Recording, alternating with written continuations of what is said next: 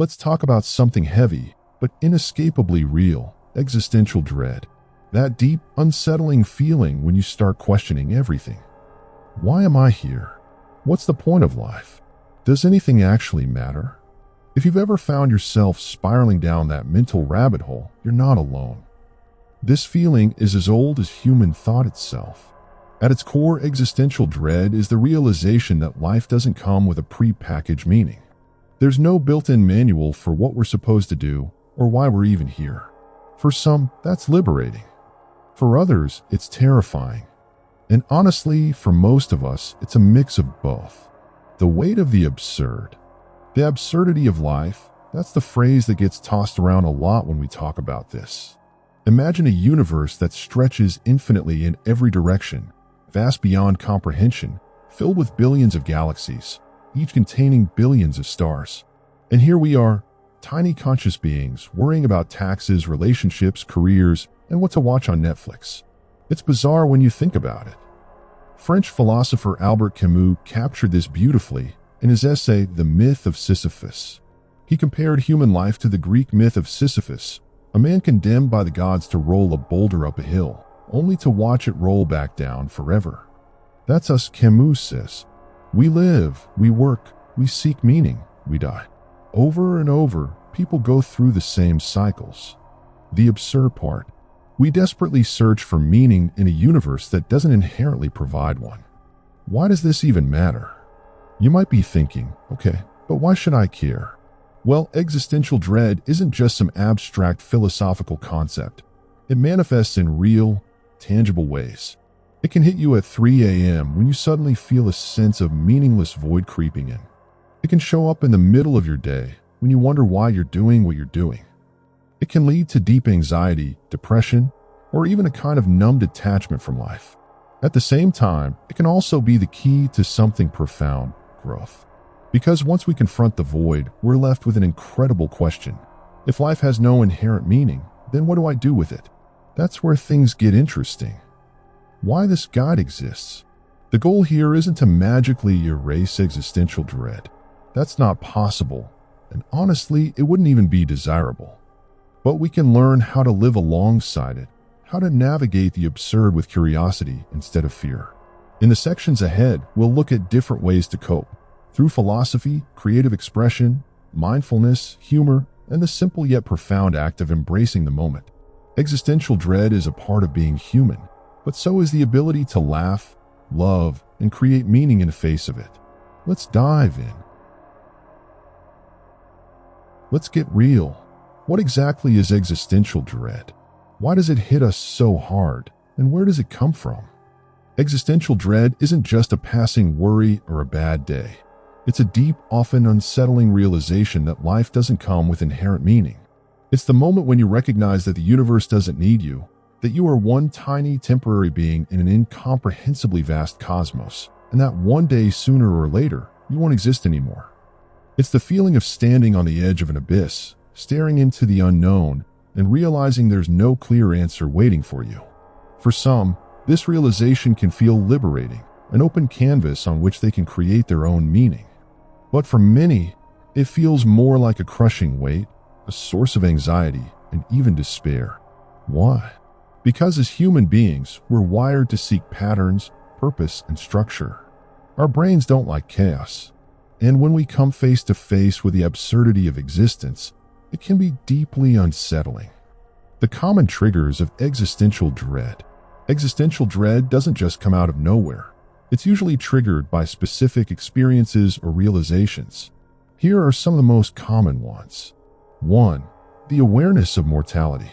The most obvious and universal cause of existential dread is the knowledge that one day you will die. Unlike other animals, humans have the unique ability to fully comprehend their own mortality. This awareness often comes in waves, sometimes subtly, like when you attend a funeral or hear about someone passing, and sometimes dramatically, like after a near-death experience or serious illness. At some point, we all realize that no matter what we do, how successful we become, or how much we love, it all ends. That realization can be paralyzing, especially when we don't know what, if anything, comes after. 2. The sheer size and indifference of the universe.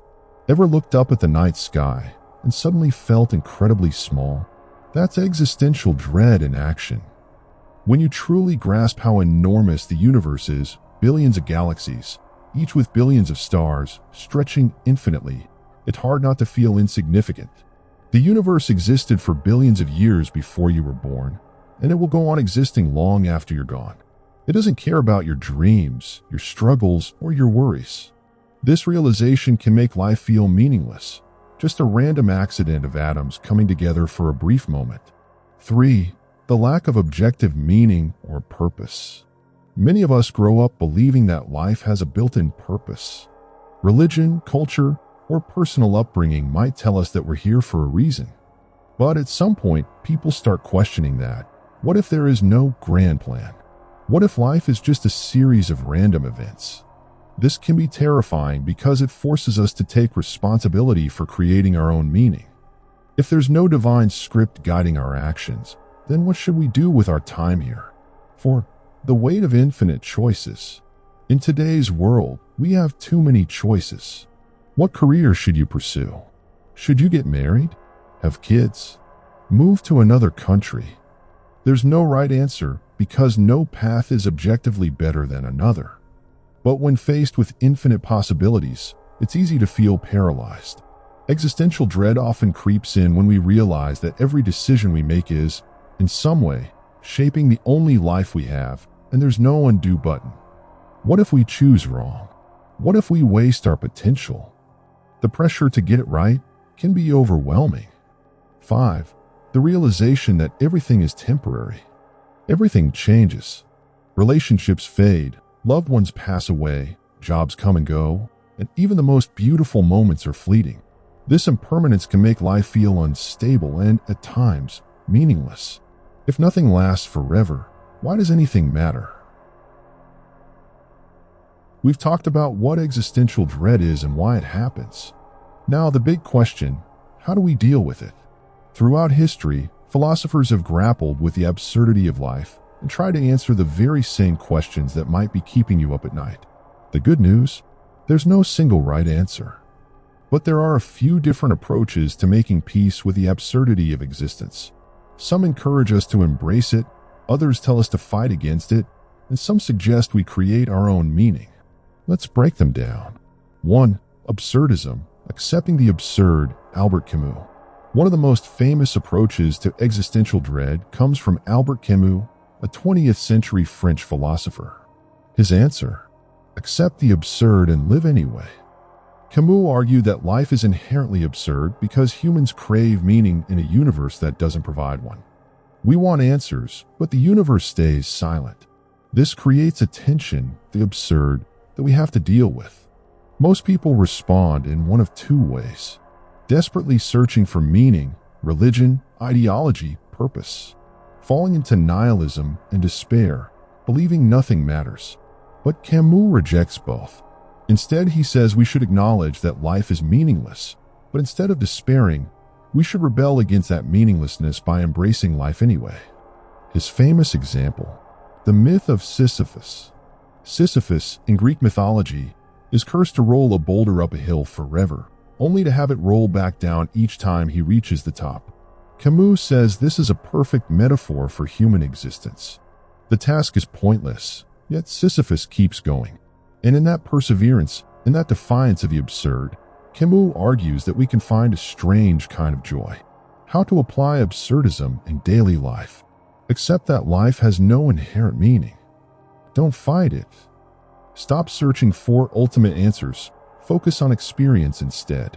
Find joy in the small things, relationships, creativity, adventure. Laugh at the absurdity of it all. If life is a joke, be in on it. Camus' approach is freeing because it removes the burden of having to find the answer. Instead, we're encouraged to live passionately in spite of the absurd. 2. Existentialism, creating your own meaning, Jean-Paul Sartre and Simone de Beauvoir. Another way to cope with existential dread? Create your own meaning. This is the core idea of existentialism, a philosophy championed by Jean-Paul Sartre and Simone de Beauvoir. Unlike Camus, who says we should just accept the absurd, existentialists believe we have the power and responsibility to make meaning in our lives. Sartre's most famous idea is existence precedes essence. This means that humans aren't born with a predefined purpose. We exist first, and only later do we define who we are through our choices and actions. If there's no objective meaning in life, then it's up to us to choose what matters. We don't discover meaning, we create it. But with this freedom comes radical responsibility.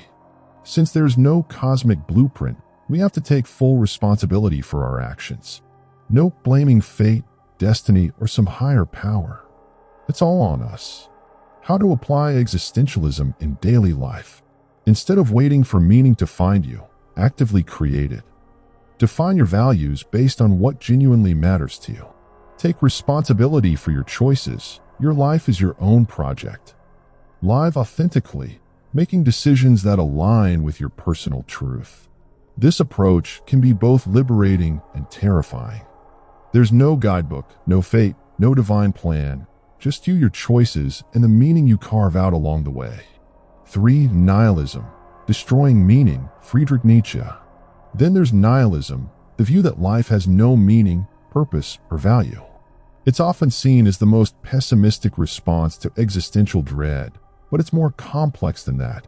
Friedrich Nietzsche was one of the most famous nihilists, but he didn't stop at just declaring that nothing matters. He believed that the collapse of traditional values like religion and morality led to nihilism, which, if left unchecked, could lead to despair. But Nietzsche's answer wasn't to give in, it was to overcome nihilism. He introduced the idea of the Übermensch, Overman, or Superman, a person who transcends nihilism by creating their own values and embracing their full potential. Nietzsche believed that instead of falling into despair, we should reject imposed meanings and become the authors of our own lives. How to apply Nietzsche's ideas in daily life. Recognize that meaning is a human construct, so build your own. Don't rely on external authorities, religion, tradition to tell you what matters. Strive to become the best version of yourself, self-overcoming. Treat life as a work of art. Shape it how you want.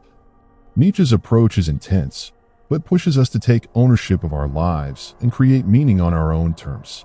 4. Spiritual and religious perspectives. Kierkegaard, Buddhism, Stoicism. For many, existential dread is soothed by spirituality or religion. Unlike the previous philosophies, which focus on human-made meaning, spiritual traditions often suggest that meaning does exist. We just need to align ourselves with it. Kierkegaard and the leap of faith. Philosopher Soren Kierkegaard believed that existential dread arises when we realize life has no rational meaning. But instead of despairing, he argued that we should take a leap of faith, trusting in God or a higher power, even when there's no logical proof. His solution? Faith as a way to transcend the absurd. Buddhism and detachment from suffering. Buddhism offers another perspective. Suffering, including existential dread, comes from attachment. The Buddhist path teaches that by embracing impermanence and letting go of the need for fixed meaning, we can find inner peace. Stoicism and control over perception. Stoicism, a philosophy from ancient Rome, argues that we can't control the universe, but we can control how we react to it. By focusing on what we can change, our thoughts, actions, and values, and letting go of what we can't, death, uncertainty, cosmic meaning, we can live fulfilling lives. How to apply spiritual perspectives in daily life.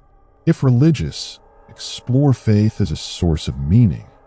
If non-religious, practice mindfulness to ease existential anxiety. Focus on the present instead of worrying about the big picture. Accept uncertainty rather than fighting it. Let's get weird. The usual advice, meditation, journaling, talking to a therapist, is great and all, but sometimes you need something more unconventional to shake yourself out of existential dread. Instead of fighting the absurdity of life, why not fully embrace it? Here are some unexpected, bizarre, and strangely effective ways to cope with existential dread. 1. Perform a meaningless ritual. Since existential dread is triggered by the realization that life has no inherent structure or meaning, why not invent one? Create a ritual that means nothing. Set up a table, place a random object, a banana, a sock, a rubber duck in the center, and stare at it for 5 minutes as if it holds the secrets of the universe. Light a candle and make up a chant in a made-up language. Have a daily existential toast where you raise a glass of water and say, "To the void." Why this works? It tricks your brain into feeling a sense of structure. Humans thrive on ritual, even meaningless ones. Plus, it's a way of mocking the absurdity of needing meaning in the first place. 2. Stare at yourself in the mirror until you feel like a different person. Ever looked at yourself in the mirror for so long that you started feeling disconnected from yourself? Good. Do it on purpose. Set a timer for 5 minutes and just stare at your own face. Watch your features blur, shift, and become unrecognizable. Notice how strange it is that you exist at all. Why this works? This practice makes you confront the fact that you are just a collection of cells, thoughts, and perceptions. Instead of resisting the weirdness of being alive, you learn to sit with it, and maybe even enjoy the strangeness of your own existence. 3. Go outside and yell random philosophical questions at the sky. Go to a hill, rooftop, or empty field. Shout things like, "What even is time?" or "Who decided bananas should be yellow?" Bonus points if someone overhears and starts questioning their own reality. Why this works? It externalizes your existential thoughts instead of letting them spiral inside your head. It also makes you feel like a character in a surrealist novel, which is oddly empowering. 4. Write a fake biography of yourself from the perspective of an alien civilization. Pretend you're an alien historian documenting the life of a strange Earth creature you. Describe your daily habits as if they were bizarre cultural traditions. Example, this creature known as a human repeatedly places itself in a shower to cleanse its outer skin layer, despite knowing it will become dirty again. Why this works? It forces you to step outside of yourself and see your life as a weird, fleeting experiment, which is honestly kind of hilarious and liberating. 5. Walk around your neighborhood with a fake, highly specific mission. Walk outside pretending you've been sent on an urgent quest, like retrieving the sacred loaf of bread, buying groceries, or investigating the ground-dwelling creatures, watching pigeons. Narrate your journey in a dramatic voice inside your head. If you're feeling extra bold, wear an absurd outfit to match your mission. Why this works? It turns the mundane into something exciting and ridiculous. If life is absurd, why not play along? 6. Develop an intense emotional bond with an inanimate object. Pick a random object in your house, a spoon, a rock, a lamp. Name it. Talk to it. Give it a backstory. Pretend it's your lifelong companion who has seen you through everything. Why this works? If life is meaningless, why not create arbitrary meaning? If people can bond with pets, why not a spoon? The whole exercise is about proving to yourself that meaning is fluid and can be applied to anything. 7. Call a friend and have nonsense conversation. Instead of discussing serious things, talk exclusively in metaphors, riddles, or absurd statements. Example: I fear the oranges have grown sentient. Friend: that was always their plan. What do we do? Friend: we must appease them with interpretive dance. Why this works? Existential dread thrives on seriousness. Ridiculousness breaks its hold. Also, absurd conversations remind us that not everything in life has to be deep or meaningful. 8. Pretend you're a time traveler who just arrived in this era. Act like you have no idea what modern technology is. Look at your phone in awe and whisper, "This is sorcery." Stare at a vending machine like it's an ancient artifact. Why this works? It makes everything feel new again. Existential dread often comes from overfamiliarity.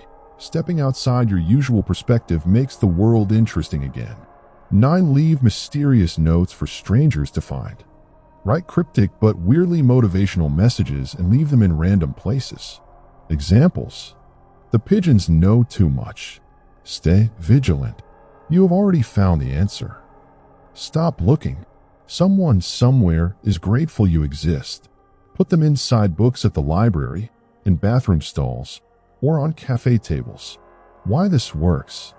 It reminds you that life is full of unexpected meaning, even if it's completely fabricated.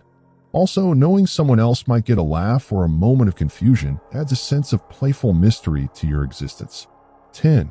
Spend a full day narrating your life like you're in a documentary. Pretend you're the subject of an important documentary and narrate your actions in a dramatic voice. Example, and now we see the rare and elusive human brewing coffee, an ancient ritual passed down through generations. Bonus points if you do this out loud in a British accent. Why this works? It transforms the ordinary into something interesting. If you're the star of a documentary, your life must be significant, right? Final thoughts. Why these practices work. Existential dread thrives on the assumption that life must be serious, rational, and meaningful. The moment you start treating life as absurd, flexible, and weirdly delightful, the grip of existential anxiety weakens. You don't have to fix existential dread, you just have to play with it. Life is a strange, ridiculous thing. The best way to cope with its absurdity? Become absurd right back.